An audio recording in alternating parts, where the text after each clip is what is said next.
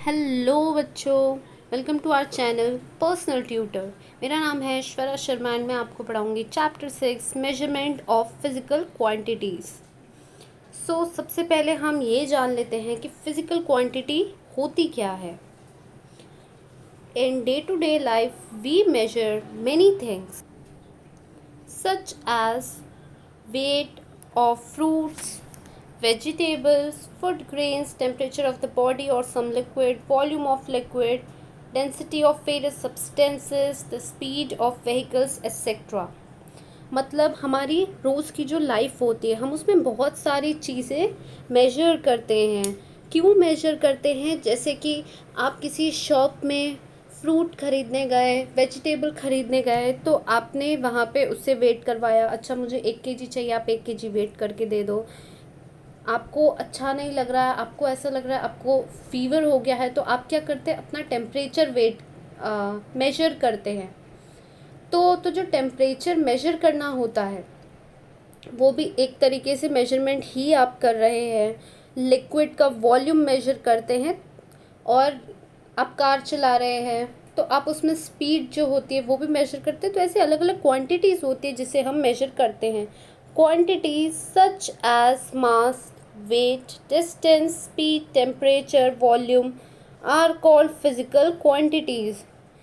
तो क्वांटिटीज़ जैसे किसी चीज़ का मास या वेट या डिस्टेंस, स्पीड, टेम्परेचर या उसका वॉल्यूम, इन सबको ही हम कहते हैं physical quantities. A value and a unit are used to express the magnitude of a physical quantity. तो किसी भी चीज़ की वैल्यू या किसी भी चीज़ की यूनिट को ही यूज़ किया जाता है magnitude of a physical quantity express करने के लिए। जैसे इसमें एक एग्जाम्पल दिया है, जो स्वराली है वो 2 किलोमीटर हर दिन चलती है। In this example, 2 is the value and kilometer is the unit. तो हम इस एग्जाम्पल से समझ सकते हैं कि 2 जो दिया है वो क्या है? वैल्यू है। और जो किलोमीटर दिया है वो यूनिट है। तो इससे हम क्या बता रहे हैं? Magnitude of the distance. तो ये क्या है? एक फिजिकल क्वांटिटी का हम मैग्नीट्यूड बता रहे हैं। तो चलिए सबसे पहले ये जानते हैं कि मास क्या होता है। The amount of matter present in a substance. Mass क्या होता है? Amount of matter present in a substance को हम मास कहते हैं। मैटर की ये नेचुरल टेंडेंसी होती है to resist a change in its state which is called inertia. मतलब कोई भी जो मैटर होता है उसकी ये खुद की क्वालिटी होती है कि कोई भी चेंज को वो रेजिस्ट करता है, वो जल्दी से चेंज होने नहीं देता, और इसे ही कहा जाता है inertia. Mass is a qualitative measure of inertia of an object. Mass किसी भी ऑब्जेक्ट का क्वालिटेटिव मेजर होता है। The larger the mass the greater is the inertia. किसी भी चीज़ का मास जितना ज़्यादा होता है उसका इनर्शिया भी उतना ज़्यादा ही होता है। Mass is a scalar quantity. Mass एक स्केलर क्वांटिटी होती है। It does not change from place to place anywhere in the world. Mass पूरे वर्ल्ड में कहीं भी चेंज नहीं होती है। आप कहीं भी जाओ, आप एक जगह जाओ दूसरी जगह जाओ, भले ही आपका वेट चेंज होता है, लेकिन आप ये ऑब्जर्व करना कि किसी भी चीज़ का मास चेंज नहीं होता है। The quantities mass and weight are however different. और ये चीज़ स्टार्टिंग में ही आपको बता दी गई है कि मास को आप क्वांटिटी वेट मत समझना। मास एक अलग चीज़ होती है और वेट एक अलग चीज़ होती है। Gram and kilogram are the units of mass. और मास के क्या क्या यूनिट्स होते हैं? ग्राम और किलोग्राम। अब जानते हैं वेट क्या होता है। What we measure in grams kilograms is mass and not weight. जो भी चीज़ को हम ग्राम्स में या किलोग्राम्स में मेजर करते हैं वो मास होता है, लेकिन वो वेट नहीं होता है। The gravitational force that acts on this mass is called its weight. और मास के ऊपर जो ग्रेविटेशनल फोर्स वर्क करता है, एक्ट करता है, उसे ही हम वेट कहते हैं। The gravitational force by which the earth attracts an object towards its centre is called weight of the object. तो वेट किसी चीज़ का क्या होता है? वेट होता है ग्रेविटेशनल फोर्स जिससे अर्थ किसी भी ऑब्जेक्ट को अपनी तरफ अट्रैक्ट करता है, उसे ही वेट ऑफ द ऑब्जेक्ट कहते हैं। अब जो वेट होता है वो क्या होता है, वो होता है वेक्टर क्वांटिटी, और वो हर जगह अलग अलग होता है। मतलब आपने बहुत बार ऑब्जर्व किया होगा कि आपने घर में अपना वेट मेजर किया तो वो अलग वेट था, फिर आप अपनी नानी के घर में घूमने गए, फिर आपने वहाँ पे वेट मेजर किया तो आपने देखा कि 1 किलो ज़्यादा वेट दिखा रहा है, तो आपने सोचा ये वेट मशीन तो ख़राब नहीं है। नहीं, वो वेट मशीन ख़राब नहीं है। एक्चुअली हर जगह की ग्रेविटी के हिसाब से हर जगह का जो वेट होता है वो अलग अलग होता है, डिफ़र करता है। So, in everyday affair, we measure many different physical quantities. तो रोज़ हम अलग अलग चीज़ों को मेजर करते हैं, अलग अलग फिज़िकल क्वांटिटीज़ को हम मेजर करते हैं। As these physical quantities are different from each other, a specific unit is used to measure each quantity. और क्योंकि हर फिज़िकल क्वांटिटी एक दूसरे से अलग है, तो हर फिज़िकल क्वांटिटी को मेजर करने के लिए उसकी एक स्पेसिफिक यूनिट है, उस यूनिट से ही उसको मेजर किया जाता है। Therefore, different units are used while measuring different quantities. इसीलिए अलग अलग क्वांटिटीज़ को मेजर करने के लिए अलग अलग यूनिट्स का यूज़ किया जाता है। अब नेक्स्ट टॉपिक आता है स्टैंडर्डाइज्ड मेजरमेंट। तो आपको क्या करना है, take a ball of string, आपको एक स्ट्रिंग का गुच्छा लेना है, फिर क्या करना है, एक स्टूडेंट क्या करेगा क्लास का, अपने 4 हाथ के जितना वो स्ट्रिंग को मेजर करेगा और उसे काट लेगा। फिर दूसरा क्या करेगा, सेम काम करेगा, 4 हाथ के जितना स्ट्रिंग लेगा उसको काट लेगा। तो क्वेश्चन मैं आपसे पूछना चाहूँगी, क्या वो दोनों बच्चों का जो मेजरमेंट होगा हाथ के बेसिस पे, क्या वो सही होगा?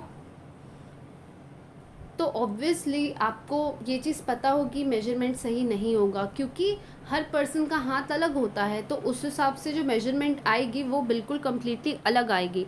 Now measure length of a bench by mean of the span of your hand, ask your friend to do the same. फिर आपको क्या करना है, अपने हाथ के जो पंजे हैं उनसे आपको क्या करना है, अपनी बेंच को मेजर करना है। फिर आपको किसी फ्रेंड को सेम चीज़ करने बोलना है। तो आप यहाँ भी ऑब्जर्व करेंगे कि बिल्कुल भी जो मेजरमेंट है वो सेम नहीं आएगी, वो अलग आएगी। Standardized measures are required for measuring things. Such measures are called standard units. तो किसी भी चीज़ को मेजर करने के लिए स्टैंडर्डाइज्ड मेजर्स की ज़रूरत होती है, जिसे हम कहते हैं standard units. We have to measure many physical quantities accurately. To measure any quantity we use the unit specified for it. और हमें बहुत सारी फिज़िकल क्वांटिटीज़ को मेजर करना पड़ता है, जैसे कभी वेट मेजर करना पड़ता है, कभी मास मेजर करना पड़ता है, कभी डिस्टेंस मेजर करना पड़ता है। तो हम इनकी जो मेजरमेंट होती है, इनमें इनकी जो स्पेसिफिक यूनिट्स होती है उस यूनिट को यूज़ करते हैं। यूनिट क्या होता है, मैंने आपको समझाया कि हर फिज़िकल क्वांटिटी को मेजर करने के लिए उसकी स्पेसिफिक यूनिट होती है। जैसे वेट को किस चीज़ में मेजर किया जाता है, हम कहते हैं ना, तुम 4 किलो के हो गए, 5 किलो के हो गए। लेकिन क्या होता है, जब हम केला खरीदते हैं तो केला को हम क्या कहते हैं, 1 दर्जन केला दे दो, 2 दर्जन केला दे दो। तो ये अलग अलग यूनिट्स है जिनमें इन्हें मेजर किया जाता है। For example, M is specified unit for measuring length. A certain distance has been accepted as the standard for 1.0 meter. Why is there a need for such a standard unit? Suppose the span of a hand is accepted as the unit for measuring length. With this unit, we can measure length of a cloth as 2 hand span, 3 hand span, and so on. However, length of the cloth measured by each one of us will be different. तो जैसे कि मैंने आपको समझाया कि हाथ का हम जो हाथों से मेजर करते हैं, हैंड स्पैन से मेजर करते हैं, वो स्टैंडर्ड यूनिट नहीं हो सकता है। क्यों नहीं हो सकता है? क्योंकि वो हर पर्सन का डिफरेंट होगा। तो इसीलिए प्रॉपर जो स्टैंडर्ड यूनिट हमको चाहिए वो चीज़ नहीं आ पाएगी, यही रीज़न होता है।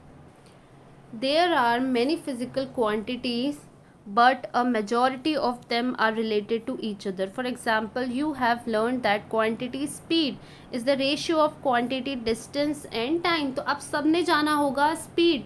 Speed क्या होता है? Speed is equals to distance upon time. तो इसका कहना है कि जो फिज़िकल क्वांटिटीज़ होती हैं, बहुत सारी फिज़िकल क्वांटिटीज़ एक दूसरे से रिलेटेड होती है. अब हम जानते हैं फंडामेंटल क्वांटिटीज़ क्या होती है. It is enough to select a few out of many quantities and standardise their units. ये इनफ होता है कि इतनी सारी फिज़िकल क्वांटिटीज़ में कुछ को निकाला जाए और उनको स्टैंडर्डाइज किया जाए. You can see from the above example that units of quantities, length and time need to be standardized. Such quantities are called fundamental quantities. तो एक्चुअली फंडामेंटल क्वांटिटीज़ क्या होती हैं कि ये वो क्वांटिटीज़ होती है that unit of quantities, length and time need to be standardized. Such quantities are called fundamental quantities and their units are standard units. मतलब कुछ ऐसी फिज़िकल क्वांटिटीज़ का यूज़ किया जाता है और उन्हें स्टैंडर्डाइज किया जाता है और फिर उन्हें कहा जाता है fundamental quantities. A standard fundamental unit must be available to all and it must not be variable. Now international system of units क्या होता है. An international system of units based on 7 fundamentals units called the system international is currently used all over the world. It is also called matric system. तो क्या होता है, एक international system of unit है जिसमें 7 फंडामेंटल यूनिट्स हैं जिसे कहा जाता है सिस्टम इंटरनेशनल और पूरे वर्ल्ड में करेंटली उसे ही यूज़ किया जाता है जिसे मैट्रिक सिस्टम कहा जाता है. मतलब आप समझिए कुछ फिक्स यूनिट्स रख दी गई है, कुछ फिक्स जो फिज़िकल क्वांटिटी है उनकी स्टैंडर्ड यूनिट्स फिक्स कर दी गई है और उसको ही पूरी दुनिया में यूज़ किया जाता है. तो इसे कहते हैं international system of units. The names and symbols of the units of the fundamental quantities length, time and mass in this system are given in following table. जैसे देख सकते हैं लेंथ के लिए मीटर पूरे वर्ल्ड में यूज़ होता है, मास के लिए किलोग्राम, टाइम के लिए सेकंड पूरे वर्ल्ड में यूज़ होता है. अब क्या दिया है, standard of the fundamental quantities.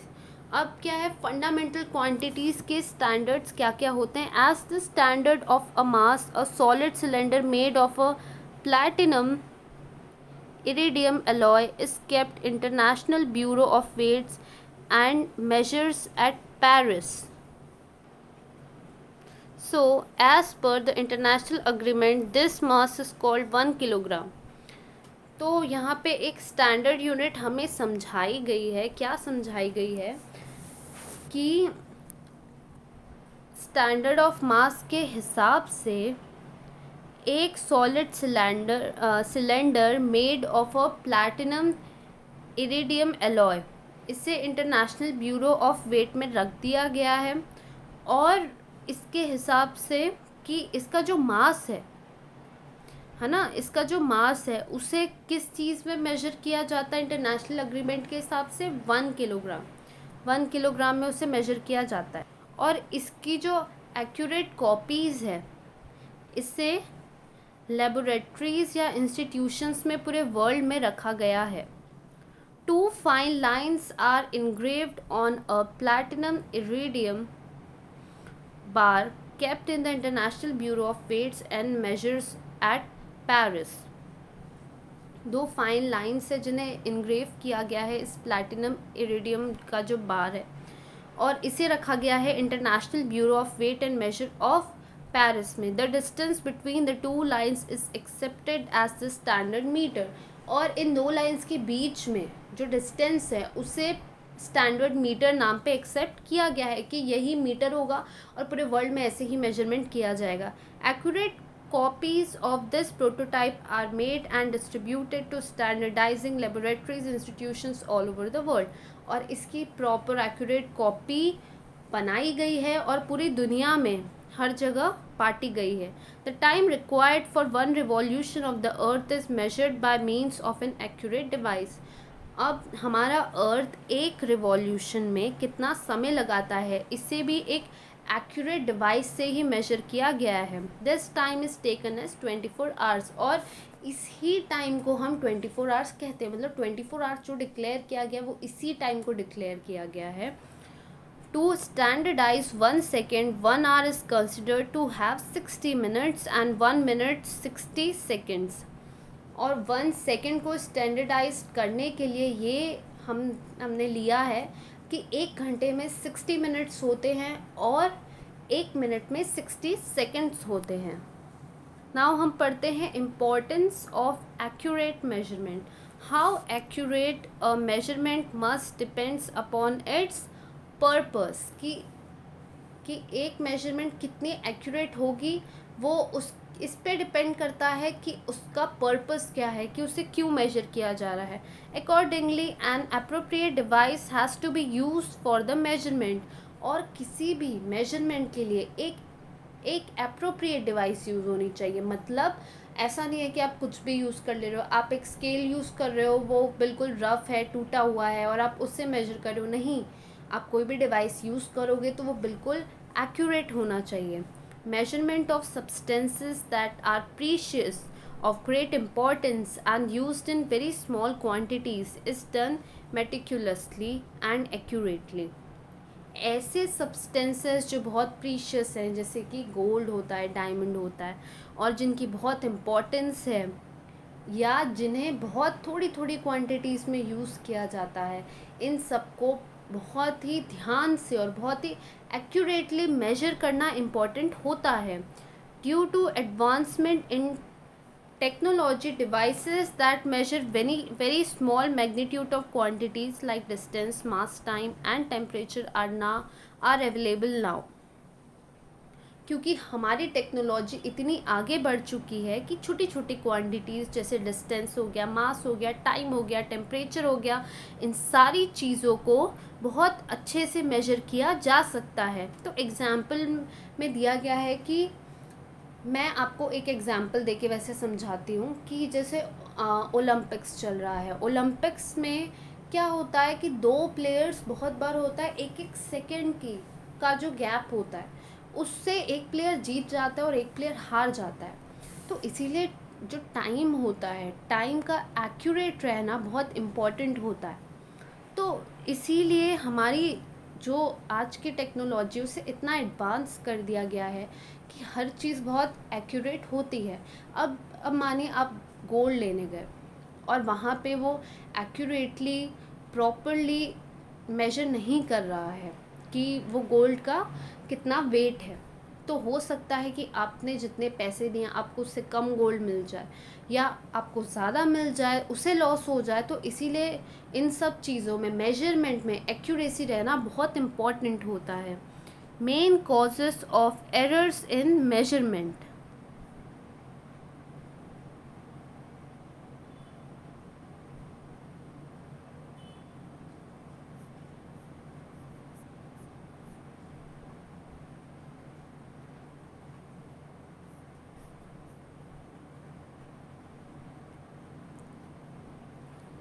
Do you really get as many liters of petrol as petrol pump indicates? तो आपको लगता है कि आपको इतना पेट्रोल दिया जाता है जितना आपको वहाँ पे इंडिकेट किया जाता है. To ensure this it is necessary to check it against a standard measure from time to time. और इसीलिए इम्पॉर्टेंट होता है कि आप स्टैंडर्ड मेजर के साथ उसे चेक करते रहे. इसे ही स्टैंडर्डाइजेशन कहा जाता है. इसीलिए नेसेसरी होता है to standardise the weight and measure used in market. While buying things at grocery shop, the vegetable market, remember to look out for following. और मैं आप सबसे कहना चाहूँगी कि आप जब भी मार्केट जाते हैं तो कुछ चीज़ों का बिल्कुल ध्यान रखें. आप जब भी फ्रूट्स या वेजिटेबल्स या कोई भी चीज़ जो आप 1 kg खरीद रहे हैं, जैसे चीनी हो गई, सॉल्ट हो गया, ये सब चीज़ें, तो आप मेक श्योर करें कि आप शॉपकीपर पे ब्लाइंड बिलीव ना करें। आप बिल्कुल चेक करें कि जितनी क्वांटिटी आपने मांगी है उतनी क्वांटिटी आपको मिल रही है, कि आपसे बेवजह वो पैसे ले रहा है आपको कम क्वांटिटी देकर। ये सारी चीज़ें आपको चेक करनी चाहिए, और आपको हर चीज़ का प्राइस भी पता होना चाहिए। साथ ही साथ आपको ये चीज़ों का आइडिया होना चाहिए कि कितना, मतलब आपने देखा होगा छोटे मोटे जो वेंडर्स होते हैं वो क्या करते हैं, उनका 1 kg का वो कुछ ऑब्जेक्ट रखते हैं, 2 kg का ऑब्जेक्ट रखते हैं, तो इन सब चीज़ों की भी नॉलेज आपको होनी चाहिए। तो मैं विश करती हूँ कि आपको ये वीडियो अच्छा लगा होगा। अगर आपको अच्छा लगा है तो लाइक कीजिए, और इस वीडियो को अपने फ्रेंड्स के साथ भी आप शेयर कीजिए जिसे भी ये चैप्टर समझना है। और अगर आपको कोई भी डाउट होता है तो आप प्लीज़ हमारे कमेंट सेक्शन में पूछ सकते हैं।